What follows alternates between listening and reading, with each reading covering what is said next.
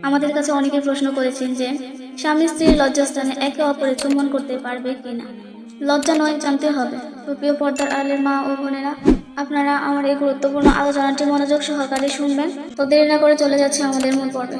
স্বামী স্ত্রী একে অপরের লজ্জাস্থানে দৃষ্টিপাত এবং চুম্বন করা যাবে কিনা। আবার কেউ কেউ এই প্রশ্ন করেছেন যে সেইখানে দেখা এবং চুম্বন করা যাবে কিনা। প্রিয় পর্দার আড়ালের মা ও বোনেরা, ইসলামিক শরিয়াতের দৃষ্টিতে, কেননা ইসলামী শরিয়াতের দৃষ্টিতে লজ্জা নয়, জানতে হবে। কারণ এটি ইসলাম পরোক্ষভাবে বলেছেন যে আল্লাহ রাসূল সাল্লাল্লাহু আলাইহি সাল্লাম যখন এলেম দান করতেন, তোমাদের নবী কি সবকিছু শেখান যে বাথরুমে কি করতে হবে। সালমান ফার্সি সেদিন অত্যন্ত সুন্দর জবাব দিয়ে বলেছেন, কারণ এটি জানা আমাদের কাছে খুবই ইম্পর্টেন্ট। তো প্রিয় পর্দার আড়ালের মা ও বোনেরা, এটি আজকের একটি গুরুত্বপূর্ণ বিষয়, স্বামী স্ত্রীর একটি পরিপ্রেক্ষিত বিষয়। আল্লাহ রাসূল সেদিন সেই প্রশ্নের উত্তর দিয়েছিলেন যে তুমি তোমার লজ্জাস্থানকে হেফাজত করো তোমার স্ত্রীকে ছাড়া।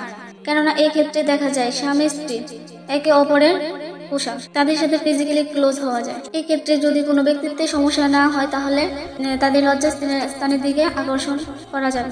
সেই ক্ষেত্রে দৃষ্টিপাত করা নিষেধ না, হারামও না। স্বামী তার স্ত্রীর লজ্জাস্থানের দিকে তাকাতে পারবে, এটা কোনো নাজায়েজ বিষয় না। কারণ যেহেতু লজ্জাস্থানের দিকে দৃষ্টিপাত করলে যৌন চাহিদা বেড়ে যায়, তো এটি সম্পূর্ণ ব্যক্তিগত একটি বিষয়। যদি কেউ এমনটি করেন তাহলে এটি শরিয়াতে কোনো নিষেধ নাই। সুতরাং এই বিষয়ে বলা যায় যে স্বামী স্ত্রী একে অপরের পুরো শরীরের দিকে দৃষ্টিপাত করতে পারে, এই বিষয়ে কোনো নায়েজ বা কোনো ফতোয়া নেই।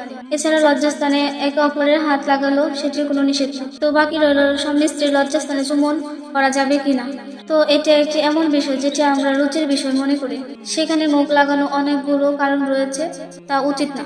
আল্লাহ তাআলা বলেছেন, আল্লাহ তাআলা যে বৈধ গ্রন্থগুলো দিয়েছেন, স্বামী স্ত্রীর সঙ্গে ফিজিক্যালি রিলেশন করা যায়, কিন্তু সেই ক্ষেত্রে সেই স্থান থেকে কিছু নাপাক কিছু জিনিস বের হয়, তা কিন্তু মুখে গেলে খারাপ একটি কাজ হবে। দ্বিতীয় কারণ হচ্ছে, মানুষের সবচেয়ে গুরুত্বপূর্ণ এবং সম্মানিত অঙ্গ হচ্ছে মুখ। চেহারা বা লজ্জাস্থানের কাছে মুখ নিয়ে যাওয়া কিন্তু এটা উচিত হবে না। তাছাড়া মুখ দ্বারা কিন্তু আমরা আল্লাহ তাআলার কালাম পাঠ করি। তো সেই ক্ষেত্রে স্বামী স্ত্রীর লজ্জাস্থানে মুখ লাগানো, তাছাড়া লজ্জাস্থান থেকে সংক্রমণ বের হতে পারে, তার জন্য এটি নিষেধ করা হয়েছে। এবং নিজের জীবনের দিকটা লক্ষ্য করে এটি না করাই ভালো। এটি একটি ব্যক্তিত্বের বিষয়, তো নিজের স্ত্রীর সঙ্গে এগুলা না করাই ভালো। তো প্রিয় পর্দার আড়ালের মা ও বোনেরা, আশা করি আপনারা এই বিষয়টি বুঝতে পেরেছেন।